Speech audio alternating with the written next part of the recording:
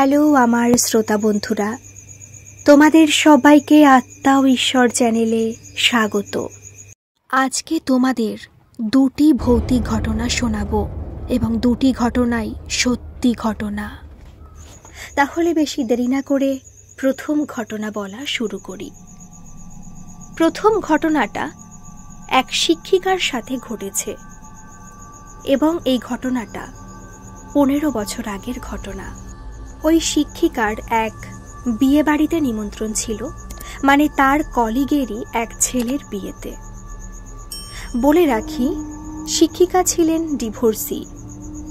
তিনি যেখানে থাকতেন সেটা হলো দুর্গানগর এবং তার বাপের বাড়ি ঠাকুরনগর, এবং তিনি ঠাকুরনগরই একটা স্কুলের শিক্ষিকা। তিনি প্রত্যেক দিনই দুর্গানগর থেকে ঠাকুরনগরে ট্রেন জার্নি করতেন। বাপের বাড়ি তিনি থাকতেন না। তো যাই হোক, তিনি সেই বিয়ে বাড়িতে গেছিলেন। মানে ছেলের কিন্তু বৌভাত ছিল না সেদিন, বিয়েই ছিল, এবং সেই শিক্ষিকা বরযাত্রী হিসেবেই সেখানে গেছিলেন এবং কাছাকাছি বিয়ে হচ্ছিল। তো তাকে বিয়ে শেষ হওয়া পর্যন্ত থেকে যেতে বলা হয় এবং এটাও বলা হয় যে তুমি আজকে বাড়িতে যেও না, তুমি আজকে আমাদের বাড়িতেই থেকে যাও, তোমার যেতে হবে না। তো শিক্ষিকা উনি বললেন যে না, আমার যেতে হবে, আমি আজকে আর দুর্গানগর ফিরবো না, আমি বাপের বাড়িতেই যাব, যেহেতু অনেক রাত হয়ে গেছে এবং লাস্ট ট্রেন চলে গেছে অলরেডি, তো আমি বাড়ি ফিরে যাব, মানে বাপের বাড়িতেই চলে যাব। ওনাকে অনেকেই বললে যে না দিদি, এইভাবে এত রাত্রে একা যাবেন কোথায়, চারিদিকে যা পরিস্থিতি, তো একা কোথাও যেতে হবে না, উঠকো কত লোকজন আছে, তারা যদি কোনো খারাপ ব্যবহার করে তোমার সাথে, তোমার যেতে হবে না। তো ওই শিক্ষিকা কোনো কথাই শুনলেন না। সে বললেন না, আমাকে যেতে হবে, তোমরা চিন্তা করো না, আমি চলে যেতে পারবো, বেশি দূর তো নয়। তো যাই হোক, বরযাত্রী গেছিলেন, ছেলের বিয়ে দিলেন, বিয়ে টিয়ে দিয়ে বাড়িতে আসলেন, মানে ওই কলিগের বাড়িতে গেলেন। তারপরে শিক্ষিকা একটু 5-10 মিনিট বসে বেরোলেন বাড়ির উদ্দেশ্যে, মানে তার বাপের বাড়ির উদ্দেশ্যে। যখন তিনি বাজারে আসলেন, স্বাভাবিক, বাজারে তখন কোনো যানবাহনই ছিল না। আর যেহেতু এটা অনেক বছর আগের ঘটনা, তখন কিন্তু কোনো টোটো বা যেটা অনেকে টুকটুকি বলে, সেটা কিন্তু তখনও চালু হয়নি। আর ভ্যান বড়জোর 10:30-11টা পর্যন্ত থাকে, তার বেশি থাকে না। তো যাই হোক, বাজারে কোনো কিছুই ছিল না, তাই ম্যাডামের একা একাই হেঁটে হেঁটে বাড়ি ফিরতে হচ্ছিল। ম্যাডাম কিন্তু ভয় পাচ্ছিলেন না, না কোনো ভূতের ভয় পাচ্ছিলেন না। তিনি শুধু এটুকুই ভয় পাচ্ছিলেন যে যদি এই রাত্রে কোথাও কেউ ড্রিঙ্ক করে থাকে, বুঝতেই পারছেন এখনকার দিনে তো আরও বেশি করে বোঝা যাচ্ছে চারিদিকে যা ঘটছে, আর তখনও তো সেই জিনিসটা ছিল, মানে এই জিনিসটাই সচরাচর প্রথম থেকে শেষ পর্যন্ত হয়েই আসছে, মানুষের মানসিকতার কখনো বদলাবে না। যাই হোক, তিনি সেটাই ভয় পাচ্ছিলেন, যদি কোথাও আশেপাশে কোনো খারাপ লোক থাকে তাহলে তো খুবই মুশকিল। সেইভাবে তিনি অনেক ভয়ে ভয়ে তাড়াতাড়ি করে পা চালাতে শুরু করলেন। যখন তিনি বাবুপাড়া বলে একটা জায়গা, সেখানে আসলেন, তো যাই হোক, তিনি ভাবলেন যে আর তো বেশি নয়, আর 10 মিনিটের রাস্তা, টুকটুক করে হেঁটে চলে যেতে পারবেন। এই যে বললাম তিনি ভূতের ভয় পাচ্ছিলেন না, তাই বলে যে তার মনের মধ্যে কোনো ভয় নেই তা কিন্তু নয়। কারণ প্রত্যেকটা মানুষই যে যত বড়ই সাহস হোক না কেন, তার মনের মধ্যে একা একা অনেক রাত্রে যখন তিনি আসবেন, তখন তার স্বাভাবিকই মনের মধ্যে একটা ভয়ের সৃষ্টি হবে। তো যাই হোক, তিনি হাঁটতে হাঁটতে যাচ্ছিলেন। এইবার বাবুপাড়ার পরে, মানে যে মোড়টা, সেই মোড়ের পরেই হাজিরাম বাগান বলে একটা আম বাগান আছে। একটা আম বাগান মানে ওরকম বলবো না, যেহেতু জায়গাটা না অনেকটা বড় জায়গা জুড়ে, মানে বাগানটা অনেকটা বড় জায়গা জুড়ে। এবার এখন আশেপাশে অনেক বাড়িঘর হয়ে গেছে, কিন্তু তখন কিন্তু অত বাড়িঘর, লাইট বা এরকম কিন্তু সচরাচর মানে ছিল না। যাই হোক, ম্যাডাম হাঁটতে হাঁটতে আসছিলেন। তো যখন তিনি বাগানের মানে যে সীমানা, সেখানে পা দিলেন, তার মনে হলো যে তার শরীরটা কেমন ভারী হয়ে আসছে। মানে হঠাৎ করে তার বুকটা না ধড়ফড় করে উঠল, যে মানে ভয় পেলেন। যাই হোক, তিনি জোরে হাঁটার চেষ্টা করলেন, তবু মনে হচ্ছে যে তিনি যেন এখনো 1 পা 2 পাও ফেলেননি, সেই জায়গায় তিনি স্থির আছেন। তিনি আবার হাঁটতে শুরু করলেন, মানে হাঁটছিলেনই যথারীতি, অনেকটা যাচ্ছিলেন, কিন্তু মনে হচ্ছে যেন বাগান আর শেষ হচ্ছে না। তার মনে হলো যে পেছন থেকে কেউ যেন তারই মতো হেঁটে আসছে, মানে হাঁটছে। তো তিনি পিছন ফিরে তাকালেন যে কেউ কি আছে, তো দেখল না, পিছনে তো কেউই নেই। মনে হচ্ছে না আমার সাথে কেউ আছে, কোনো মানুষ যেভাবে হেঁটে আসে সেরকমই হাঁটার পায়ের শব্দ, কিন্তু পিছন ফিরে তাকাচ্ছেন আর দেখতে পাচ্ছেন না। মানে তিনি যথারীতি ভীষণ ভয় পাচ্ছেন। তার মাঝখানে আবার বাগানের অনেকটা ভিতর থেকে প্যাঁচার আবার যে রাত্রে যে প্যাঁচা থাকে, আমি নামটা জানি না, রাত্রে প্যাঁচাকে কি বলে, হুতুম প্যাঁচা মনে হয়, সেই প্যাঁচার ডাক আসছে। তিনি তো খুবই ভয় পাচ্ছিলেন, যে করেই হোক এখান থেকে তো বেরোতে হবে। তিনি যত হাঁটছিলেন মনে হচ্ছে তার পেছনে তত দ্রুতই তার দিকে কেউ হেঁটে আসছে।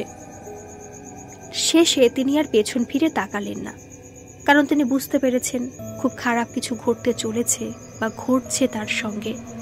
পেছন ফিরে তাকালে সে তাকেও দেখতে পাবে না, মানে সে দেখবে কিছুই নেই। তখন তিনি জোরে হাঁটতে শুরু করলেন আর জোরে জোরে হরে কৃষ্ণ নাম নেওয়া শুরু করলেন। তো একটু পরেই তার মনে হলো পেছনে হাঁটাটা বন্ধ হয়ে গেল। এবার জোরে জোরে হেঁটে মানে হাজিরাম বাগানের যে সামনের দিকে যেখানে শেষ সীমানা সেটা পেরিয়ে গেলেন। যাওয়ার পর তার শরীরটা নিমেষেই মনে হচ্ছে হালকা হয়ে গেল, মানে যেরকম ভারী হয়ে আসছিল, মনে হচ্ছিল জায়গাটা তিনি মানে যতই জোরে হাঁটুন না কেন ওই রাস্তাটুকুই শেষ হচ্ছে না, সেরকমটা আর মনে হলো না। যাই হোক, ভয় তো আর যাচ্ছে না, ভয় কি অত সহজে যায়? যে ঘটনাটা ঘটলো তার একটু আগেই, সে ঘটনা কি সে নিমেষেই ভুলতে পারবে? যাই হোক, শেষমেশ তিনি বাড়িতে পৌঁছতে পেরেছিলেন। তারপরে আর কোনো ঘটনা বা কোনো খারাপ কিছু তার সাথে ঘটেনি। এই শিক্ষিকা এই ঘটনা তার স্টুডেন্টদের বলেছিলেন একটা ক্লাসরুমে। সেই স্টুডেন্টের মধ্যে একজন এই ঘটনাটা আমাকে বলেছে এবং সেই ঘটনায় আপনাদের সামনে তুলে ধরলাম। আপনারাই বিবেচনা করবেন যে ঘটনাটা কতটা যুক্তিযুক্ত এবং আদৌ কি ছিল সেখানে। যাই হোক, আমি আমার দ্বিতীয় ঘটনাটি শুরু করি। এটি বাংলাদেশে ঘটে যাওয়া পুরোপুরি সত্যি ঘটনা এবং যে ঘটনা ঘটেছে আমার মায়ের বাপের বাড়িতে, যেখানে আমার মাও উপস্থিত ছিল। আমার মায়ের বাপের বাড়িতে সেখানে অনেকে মিলে একসাথে বসবাস করত, মানে একটা লম্বা বড় ঘর, সেখানে কাকা জেঠু মানে দুই কাকা এক জেঠু মিলে তাদের পরিবার নিয়ে সেখানে বসবাস করত। এইবার ওই বাড়ির যে ছোট দিদা মানে মার ছোট কাকিমা, সেই ছোট দিদা তাদের পাশে যে নদী ছিল দুপুরবেলা কাঁকড়া মাছ ধরতে গেছিলেন এবং ওই দিদার কোলে ছিল এক ছোট শিশু সন্তান, মানে আমার ছোট মামা তাপস। যেই মামা এখন আর বেঁচে নেই, অপ্রত্যাশিতভাবে সেই মামা বছর 2 হলো মারা গেছে। যাই হোক, সেই ঘটনায় আসছি না, আমি সরাসরি আগের ঘটনায় ফিরে যাচ্ছি। তো দিদা সেই নদীতে কাঁকড়া মাছ ধরতে গেছিল। মাছ ধরছিল, এমন সময় মনে হলো যে খুব অস্বাভাবিকভাবে কিছু ঢেউ তার দিকে ছুটে আসছে, মানে অনেকটা, মানে কোথাও কোনো হাওয়া নেই, কিছু নেই, ঢেউটা এসে পুরো দিদার শরীরটা ভিজিয়ে দিয়ে গেল। দিদা কিন্তু শিশুমাটায় এমনি ভয় পেয়ে গেল যে কিছুই কাঁকড়া ধরছি, ঢেউ এসে এরকম ভিজিয়ে দিয়ে গেল, মানে কোনো ভয় না থাকলেও দিদা কোনো কারণবশত ভয় পেয়ে গেছিল। যাই হোক, সেই সময়টা আর মাছ টাছ ধরেনি, যেটুকু ধরা হয়েছে মানে কাঁকড়া মাছ যেটুকু ধরা হয়েছে সেটা নিয়ে বাড়ি ফিরে এসেছে। আমার দাদু মানে আমার যে নিজের দাদু, সে তো সম্পর্কে ওই দিদার ভাসুর হয়। তো আগেকার দিনে তো কেউ কথা বলতো না, আপনারা জানেনই যে ভাসুরের সাথে তার মানে ভাইয়ের বউরা কথা বলতো না। তো বাড়ি এসে মাছটা রাখার পরে সে কাজে ব্যস্ত হয়ে পড়েছে। কাজে মানে ধান ছিল তো অনেক, আমার দাদু ধান ঝাড়ছিল আর আমার দিদা ওই ধানের কাজে সাহায্য করছিল। হঠাৎ করে ওই দিদা পেটে ব্যথায় গড়াগড়ি করতে লাগলো। এবার ওই যে বললাম দাদু কথা বলে না দিদার সাথে, মানে তার বৌমা বলে, যেহেতু বৌমার সাথে কথা বলে না। তো দাদুর মাকে বলছে যে মা দেখো তো বৌমার কি হলো, ওইভাবে গড়াগড়ি করছে কেন? তো দিদা মানে আমার দাদুর মা গিয়ে বলল যে বৌমা তোমার কি হয়েছে, তুমি এইভাবে এরকম করছো কেন? বলছে মা আমার না খুব পেটে ব্যথা করছে, অত্যাধিক হারে পেটে ব্যথা করছে। বলছে পেটে ব্যথা করছে, কিছু খেয়েছো, কিছু উল্টোপাল্টা খেয়েছো, পেটে ব্যথা করছে কেন? একটু জল খাও, বেশি করে জল খাও। তো জল খেলো, জল দিল, ওই মানে কি বলে ডাকবো, বড় মা বলেই ডাকছি, বড় মা জল দিল।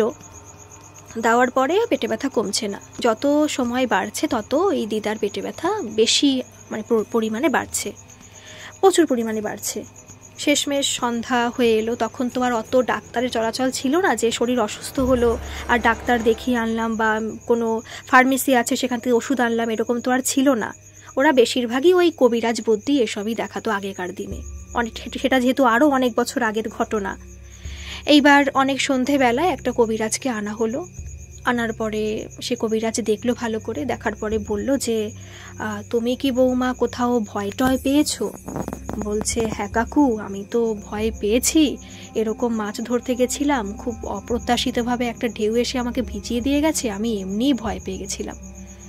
বলছে তুমি ভয় পেয়েছো, তুমি সেটা বাড়িতে কাউকে জানাওনি কেন? তো বলছে বাড়িতে জানাইনি, আমি আসলে ভেবে পাইনি যে পেটে ব্যথা কি ওই কারণে হতে পারে। যাই হোক, ওই কবিরাজ আর দিদার সামনে কিছু বললো না, বাইরে গিয়ে বলছে দেখুন অবস্থা খুব সিরিয়াস, ভয় তার নারীর সাথে জড়িয়ে গেছে অলরেডি, কি করবে, কিছু কি করার আছে? বলছে আমি কিছু তদবির দিয়ে যাচ্ছি, কিছু ব্যবস্থা দিয়ে যাচ্ছি, আমার মনে হয় না কোনো ফল এতে হবে, কারণ যা হওয়ার হয়ে গেছে। দিদার বাঁচেনি, ছোট দিদা সেই রাত্রে মারা যায়। মারা যাওয়ার পরে বাড়িতে যারা ছিল, আরেকটা দাদু, আমার দাদু এবং ছোট দাদু, সবাই মিলে মানে বাড়ি আরও যারা যারা ছিল সবাই মিলে তাকে শ্মশানে দাহ করে আসে। ওই যে আগেই বলেছি, তখন তার কোলে তার ছোট শিশু ছিল, ছোট মামা তাপস ছিল, যাকে দিদা জুনে বলে ডাকতো। এবার যাই হোক, শ্মশানে দাহ করে আসার সাথে সাথেই মনে হলো ওই বাড়িতে কালো ছায়া নেমে এসছে। মা বলে আমি বোঝাতে পারবো না, তোদের বলছি তোরা হয়তো বিশ্বাস করবি না, আসলে এখন কিন্তু এই কদিন আগে ঘটনাটা বলেনি, এই ঘটনা আমি বহুবার শুনেছি, আমার মার মুখে শুনেছি, আমার দাদুর মুখে শুনেছি, আরও যারা যারা আমার মা বাবার মানে মায়ের দিক থেকে যারা আত্মীয় স্বজন আছে তাদের মুখেও অনেকবার শুনেছি ঘটনাটা, তাই আপনাদের সামনে ঘটনাটা শেয়ার করছি। যাই হোক, বাড়িতে কালো ছায়া নেমে আসলো। সেই দিন রাত্রেবেলা কেউ আর ঘুমাতে পারছে না, মনে হচ্ছে কি মানে পিছন দিয়ে, বাড়ির পিছন দিয়ে মানে শো শো করে আওয়াজ বয়ে যাচ্ছে, আর শুধু কে যেন কান্না করছে যে আমার জুনেকে দে, আমার জুনেকে দে। সবাই তো খুব ভয় পেয়ে যাচ্ছে। যাই হোক, ওই রাতটা কোনো মতে কাটলো। সকাল হলো, সকাল হওয়ার পরে সবাই একসাথে বসে আলোচনা করলো যে, আর আমি শুনেছি অনেক আগেই বাংলাদেশে এরকম ঘটনা বহু ঘটেছে, এখন তো অনেক ইলেকট্রিসিটি চল হয়ে গেছে, লোকজনের বসতি মানে লোকজন বেড়েছে, এই কারণে এই সবের পরিমাণ প্রচুর পরিমাণে কমে গেছে, এখন দেখাই যায় না বললে চলে। যাই হোক, সেদিন সবাই একত্রিত হয়ে আলোচনা করলো যে কিছু একটা ব্যবস্থা করতে হবে। কবিরাজ নিয়ে আসলো, কিছু সাধু টাধু নিয়ে আসলো, তারা কিছু মানে সাময়িক কিছু করলো, কিন্তু সেই জিনিসটা আর স্থায়ী হলো না। সেই রাত্রে আবার শুরু হলো। সবাই বলে নাকি যে একটা মায়ের যে এতটা টান, সেটা এতটা শক্তি সঞ্চয় করেছে যে সেটাকে ভেঙে দেওয়া সম্ভব হচ্ছে না কারোর পক্ষেই। যাই হোক, সেদিন থেকেই সবাই এটা শুরু করলো যে সন্ধে হওয়ার আগেই, যেহেতু রান্নাঘর বাইরে ছিল, সন্ধে হওয়ার আগে রান্না টান্না করে ঘরের মধ্যে নিয়ে যেতে হবে, এবং যেহেতু বাথরুম তো আর ঘরের ভিতরে ছিল না, যথারীতি বাথরুম ছিল বাইরে, এবার সবাই বাথরুমে কি করে যাবে রাত্রেবেলায়, তাই ওই কি বলবো আর সবাই মানে জগমগ মানে বাথরুম করার সরঞ্জাম নিয়ে ঘরের মধ্যে ঢুকে যাচ্ছিল। মানে সন্ধ্যা হওয়ার পর থেকে আর কেউ বাড়ির বাইরে বেরোচ্ছিল না। এবার রাত্রেবেলায় প্রত্যেকটা রাত্রে মনে হচ্ছে কেউ কাঁকড়া চিবিয়ে খাচ্ছে, কাঁকড়া চিবোচ্ছে, মানে কড়মড় করে আওয়াজ হচ্ছে, কেউ গাছ ধরে ঝাঁকাচ্ছে। এমনও একদিন হয়েছে যে আমার সুশীলা মাসি বলে একটা মাসি ছিল, যে মাসিও মারা গেছে, বয়স হয়ে গেছিলো, নার্ভেরও প্রচুর সমস্যা ছিল, সেই মাসিও মারা গেছে। সেই মাসি মারা গেছে 4-5 বছর হলো, তারও একটু বেশি হতে পারে, তখন আমি ক্লাস 11-এ পড়ি। যাই হোক, একটা কথা বলে রাখি তার মাঝখানে, মায়ের যে বাপের বাড়ি মানে বাংলাদেশে যেটা আর কি ছিল, সেই বাড়িটা কি গোল পাতা নাকি পাতা বলে, সেই পাতা দিয়ে করা ছিল বেড়াটা আর কি। সেদিন রাত্রে ওই বেড়ার ফাঁক থেকে সুশীলা মাসির চুল পর্যন্ত ছিঁড়ে নিয়ে গেছে। সুশীলা মাসি তো চিৎকার করে উঠল, সবাই তখন রাত, সবাই ঘুমোচ্ছে, সবাই ধরফর করে উঠলো, উঠে দেখলো এই অবস্থা। তো এইভাবে তো আর থাকা যায় না, প্রত্যেকটা দিন এভাবে উৎপাত করছে, আর শুধু একটাই তার কথা যে আমার জুনেকে দিয়ে যা, আমার জুনেকে দিয়ে যা। তারপর শেষমেশ গোসাই দাদু বলে একজন, তাকে আনা হলো। এই গোসাই দাদুর সম্পর্কে কিছু কথা বলে রাখি। এই যে গোসাই দাদু, সেই গোসাই দাদু কিন্তু আমার যে বাপের বাড়ি, মানে আমি যে আমার বাড়ি, আমার বাড়ি তো অবশ্যই ভারতবর্ষে, এই বাড়ির আমাদের বাড়ির উঠোনে সেই গোসাই দাদুর থাপনা আছে, থাপনা বলে, গোসাই দাদুর বেদি যেটাকে বলে। ওখানে তুলসী তলায় গোসাই দাদুর বাড়ি যেখানে ছিল, সেই বাড়ির মাটি এনে গোসাই দাদুকে স্মরণ করে পুজো দেওয়া হয় এখনও। মানে বাংলাদেশে তো আমার বাবার বাড়িও ছিল, বাবার জন্ম বাংলাদেশে, আমার মায়ের জন্ম বাংলাদেশে। এমনটা কিন্তু নয় যে আমার বাবার বাড়ির সাথে আমার মায়ের যে বাড়ি তাদের আগে থেকে সম্পর্ক ছিল, একদমই নয়। কিন্তু গোসাই দাদুর সাথে যোগসূত্র ছিল। মানে পরে জানা গেছে এই গোসাই দাদুকে মায়ের বাড়ির থেকেও খুব ভালো জানতো, খুব সম্মান করতো, পুজো অর্চনা করতো, তাকে নিয়ে অনেক পুজো হতো। এবং আমার বাবার বাড়ি থেকেও এই সেম জিনিসটা হতো। এই গোসাই দাদুকে শেষমেশ আনা হলো। গোসাই দাদু ব্যাপারটা আগে বুঝলেন, তারপর বললেন যে জিনিসটা আমি করতে পারবো, কিন্তু একটু সময় লাগবে। যেহেতু এটা অতৃপ্ত আত্মা, এবং আত্মা বলা ভুল হবে, একটা তার মায়া রয়ে গেছে, যেখানে তার ছোট সন্তান, তার কোলের সন্তান, দুগ্ধ শিশু যেখানে তিনি ফেলে রেখে গেছেন, সেখানে তার কষ্ট হওয়াটাই স্বাভাবিক। সেই মায়া তিনি কোনো মতেই ত্যাগ করতে পারছেন না। সেদিন দাদু সবাইকে বলল যে তোমরা আজকে খুব তাড়াতাড়ি সমস্ত কিছু কাজ সেরে ঘরের মধ্যে ঢুকে যাবে। তো সবাই বলল যে আমরা এমনি সন্ধ্যের পরে আর বাইরে বেরোই না, সমস্ত কিছু জোগাড় যন্ত্র করে আমরা ঘরের মধ্যে থাকি। তা বলছে ঠিক আছে, কোনো সমস্যা নেই, তোমরা থাকো, এটা করতে কিন্তু টাইম লাগবে। যাই হোক, সবাই রান্নাবান্না কমপ্লিট করে যেরকম প্রত্যেক দিনই করে সেরকমভাবে সবাই ঘরের মধ্যে, আর সবাই যেহেতু আলাদা আলাদা ঘরেই শুতো, মানে পার্টিশন দেওয়া মাঝখানে, সেদিন আর সেটা করলো না, সবাই এক ঘরের মধ্যেই বসে রইল। কেউ আর ঘুমোলো না, বাচ্চা কাচ্চা যারা ছিল তারা ঘুমিয়ে পড়েছিল। রাত্রে প্রায় রাত 10টা-11টা থেকে দাদুর কাজ শুরু হলো। যেহেতু বাড়িটা বর্গক্ষেত্র মতো, মানে বর্গক্ষেত্র হিসাবে সীমানা বলছি যেটা, এবার দাদু সীমানা থেকে ধরা শুরু করলো, যেটা সবাই বলেছে, আমি সেভাবে কথাটা বলছি আপনাদের। তো সীমানা থেকে সেভাবে ধরা শুরু করলো। ধরতে মোটে পারে না, এই সীমানায় আসে তো মনে হচ্ছে ওই সীমানায় চলে যাচ্ছে, ওই সীমানায় গেলে মনে হচ্ছে পরের সীমানায় চলে যাচ্ছে। এই করতে করতে প্রায় 3টে হয়ে যায়, মানে রাত 3টে হয়ে যায়। কিন্তু যদি ভোর হয়ে যায়, যদি সূর্যের একটুখানিকও আভা পাওয়া যায়, তাহলে কিন্তু আর কোনো মতেই জিনিসটা করা যাবে না। যাই হোক, অনেক কষ্টে তার কিছু সময় পরে দাদু ওই দিদার আত্মাকে ধরতে পারে। ধরার পরে একটা শঙ্খধ্বনি দেয়, যে এই শঙ্খধ্বনি যেটুকু পর্যন্ত যাবে, এই ধ্বনিটা যেটুকু পর্যন্ত শোনা যাবে, সেটুকুই তার গণ্ডি, তার এই দিকে সে আর আসতে পারবে না। যাই হোক, শঙ্খধ্বনি দেওয়া হয় এবং কাজটা সম্পূর্ণ হয়। তার পরের দিন থেকে ওই বাড়িতে আর কোনো খারাপ কিছু ঘটেনি, কিছুই হয়নি। কিন্তু ওই যে সবার মধ্যেই তো একটা আতঙ্ক রয়ে গেছে, কারণ জিনিসটা অনেক দিন ধরেই বাড়িতে চলছে। অনেকে আসে, টুকটাক নিয়ে আসে, কবিরাজ বুদ্ধি নিয়ে আসে, কিন্তু কোনো কিছুতেই কোনো সুরাহা হয়নি, এইভাবেই চলছিল। তাই প্রত্যেকের মধ্যেই একটা আলাদা ভয়ের সঞ্চার হয়ে গিয়েছিল। শেষমেশ গোসাই দাদু এসে জিনিসটাকে রক্ষা করলো।